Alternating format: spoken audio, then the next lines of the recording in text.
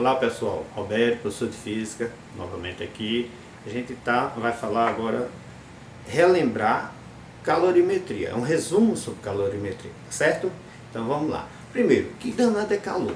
Calor é energia térmica sendo transferida de um lugar para outro. A gente viu que só existe calor se essa energia térmica estiver sendo transferida de um lugar para outro. É o trânsito da energia térmica, tá?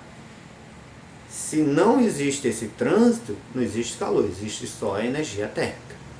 E o que danado é energia térmica? A gente viu que a energia térmica é energia ligada à agitação das partículas, ou seja, ligada ao conceito de temperatura. Mas a agitação das partículas, a velocidade com que estão se agitando, está falando aqui de energia cinética. Então, energia térmica é um valor, pode-se dizer que é a soma da energia cinética dessas partículas. Essa soma da energia cinética das partículas é o que a gente chama de energia térmica, energia ligada à temperatura, tá certo? Então vamos lá. A gente viu também que calor pode ser dividido em dois tipos: calor sensível, calor latente. Calor sensível é toda vez que a quantidade de calor provoca uma mudança na temperatura, uma variação na temperatura, mas não muda o estado físico do corpo. Calor latente, ele já faz o contrário, ele provoca uma mudança no estado físico, mas não varia a temperatura, tá? Então, quando um ocorre, o outro não, ao mesmo instante não ocorre os dois, ocorre um por vez, tá certo? Então, quando está o calor sensível, o calor latente não está ocorrendo. Quando começa a ocorrer o calor latente, o calor sensível para de ocorrer, tá certo? Vamos lá. Então, calor sensível. A gente viu que calor sensível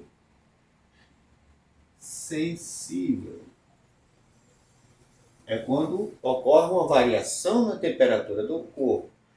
Então, a quantidade de calor que eu vou usar aí depende da variação da temperatura da variação de temperatura que eu quero jogar no corpo, tá? Mas depende também do material de que é feito o corpo. Esse material a gente representa aqui pela letrinha C, com C minúsculo. Esse C para a gente vai ser calor específico do material. Então, é uma constante inventada para identificar o material que a gente está usando. E depende também da quantidade de material que eu estou usando. Ou seja, depende da quantidade de matéria que eu estou usando. Ou quantidade de massa que eu estou usando. Então, depende da massa.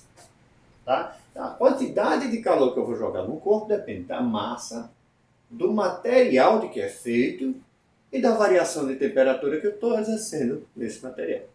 Já? Popularmente chamam isso de quimacete. Na realidade, o importante aqui não é o apelido. O importante aqui é entender. A quantidade de calor depende da massa de que ele é, da quantidade de massa, do material de que ele é feito e da variação de temperatura que eu quero exercer sobre ele. Certo? Já o calor latente,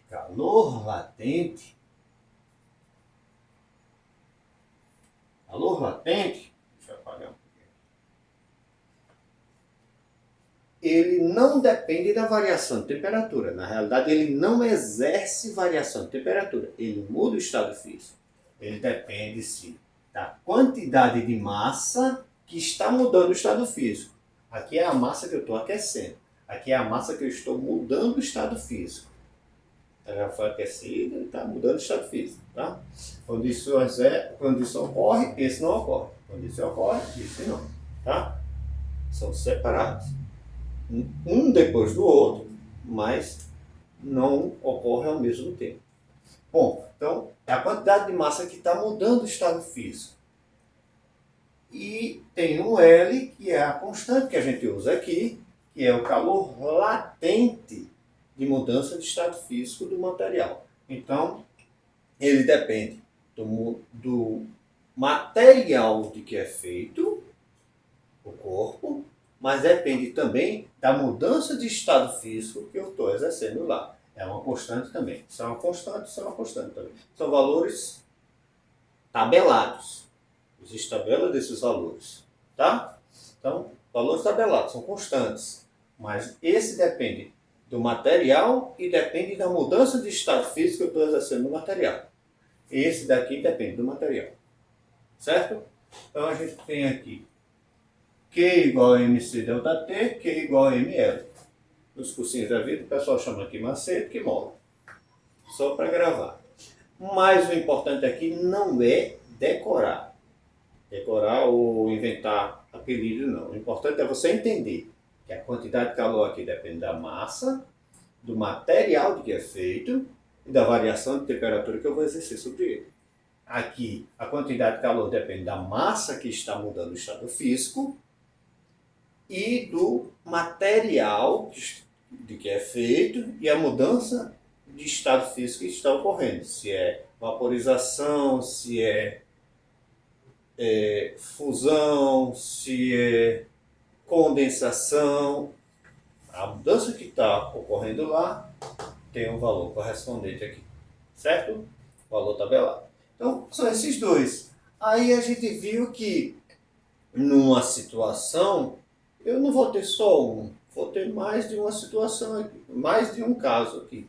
Então, não vou ter o caso isolado. Por exemplo, se eu tiver um bloco de gelo e quiser aquecer esse gelo, ele vai aquecer, vai derreter, vai virar água, lá na frente pode virar vapor, depende do quanto eu estou aquecendo ele. E aí, eu não vou ter como usar só um caso desse. Eu vou ter que ter uma quantidade total de calor para exercer isso. Que ter quantidade total de calor. Essa quantidade total de calor, por exemplo, se eu fosse, pegar um bloco de gelo e aquecer ele de menos 20 graus Celsius, até 50 graus Celsius. O que é que vai ocorrer? Eu vou pegar Q igual a MC delta T, o macete, e jogar aqui, e aquecer, teve uma variação de temperatura, eu jogo ele e pronto, não é isso? Não, não posso. Por quê? Porque eu vou ter gelo só até o zero. Então, em química diria, nas condições normais de temperatura e pressão, a gente só vai ter o gelo até o zero. Depois do zero, eu vou ter água. Então, aqui eu tenho gelo. Aqui eu tenho água. Vai virar vapor? Não, só vai até os 50. Se passasse dos 50, eu botei bem distante desses 50. Vou tomar esse pra cá. Aqui, 50. Não mudou nada, mas tudo bem. Então,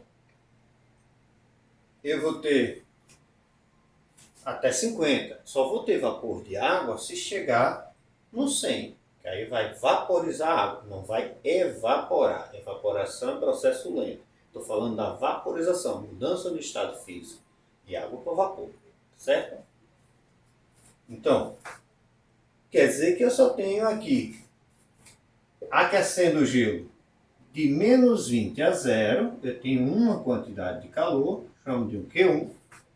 Chegando no zero, esse gelo vai ter que derreter. Então eu tenho M vezes zero, calor latente. Não varia a temperatura, então é parado aí, só derretendo o gelo. Vou chamar de um Q2. Vai aqui. Vou ter um Q2. Depois que derreteu completamente, estou jogando calor ainda, vai aquecer até o 50. Vou ter um Q3. A quantidade total de calor aqui é a soma dos três. Quantidade total é Q1 mais Q2 mais Q3. O que quer dizer?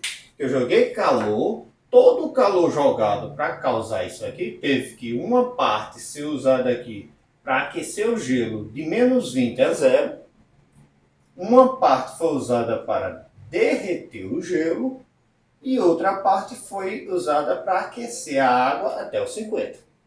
Tá certo? Isso é uma quantidade total de calor. Lembrando, esse Q1 foi para aquecer o gelo, então esse Q1 foi o Q-macete. Massa, calor específico do gelo, variação de temperatura do gelo.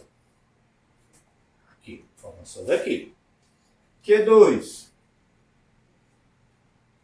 Q2. Mudança de estado físico. Então, massa vezes calor latente.